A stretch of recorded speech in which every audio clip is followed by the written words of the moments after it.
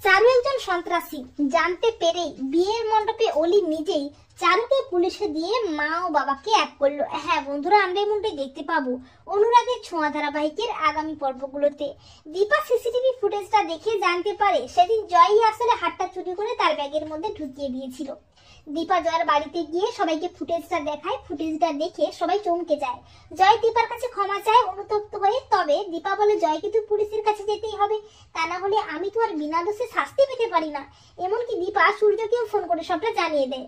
অপরদিকে চারু সূর্যকে বলে, এসেস তুমি আমাকে বিয়েটা করবে তো? আমার মা ও বাবা ঠিক যেমন করে চেয়েছিল আমাদের ঠিক সেরকম ভাবেই বিয়েটা হবে। তখন সূর্যের মনে পড়তে থাকে ডক্টর বলেছিল চারুর মানসিক ও শারীরিক কন্ডিশন খুব একটা ভালো নয়। তখন সোনা বলে, হ্যাঁ চারু, মুম্বইতে গিয়ে তোমার আর বাবার বিয়ের আয়োজন করবো আমি নিজে। আর সূর্য অনিচ্ছা সত্ত্বেও চারুর শরীরের কথা ভেবে বাধ্য হয় বিয়েটা করতে। এই বলে মুম্বইতে এসে চারু ও সূর্যের বিয়ের আয়োজন করে সোনা। চারু দীপাকেও ইনভাইট করে। বিয়ের সব আয়োজন প্রায় হয়ে যায়। বিয়ের দিনক্ষণও ঠিক হয়ে যায়। কয়েকদিন পর চারু ও সূর্যের ছোট করে একটা বিয়ের অনুষ্ঠানের আয়োজন করা হয়। দীপা বুকে একরাশ কষ্ট নিয়ে অনুষ্ঠানে আসে।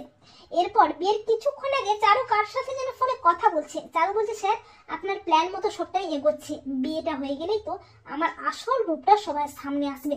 আর চারু যখন গোপনে কথা বলছে তখন অলি সবটা শুনে ফেলে। অলি চমকে ওঠে। অলি বলে, তার মানে চারুর অন্য কোনো উদ্দেশ্য আছে বাবাকে বিয়ে করার পেছনে? না না, যেভাবেই হোক এই বিয়েটা আটকাতেই হবে, তা না হলে ওই চারু যাকে আমি মায়ের থেকেও বেশি ভালোবেসেছিলাম সে তো আমাদের অনেক বড় ক্ষতি করে ফেলবে। এরপর চারু ও সূর্য বিয়ের পিঁড়িতে বসে। বিয়ের সব নিয়ম কানুন প্রায় হয়ে যায়। যখনই সিঁদুর দানটা হবে করে ঠিক তখনই সোনা চিৎকার করে ওঠে, বাবা এই বিয়েটা হবে না। সোনার কথায় চমকে ওঠে সবাই। চারু বলে, অলি তুমি এসব কি বলছো? অলি বলে, না এই বিয়েটা হবে না বাবা, ওই চারু একজন সন্ত্রাসী, ও আমাদের মেরে ফেলবে, আমি নিজের কানে শুনেছি, ওকে পুলিশে দিতেই হবে। তখন চারু নিজেকে বাঁচাতে বন্দুক তাক করে অলির দিকে। তখন দীপা অলিকে জড়িয়ে ধরে বলে, চারু তুমি অলির কোনো ক্ষতি করবে না।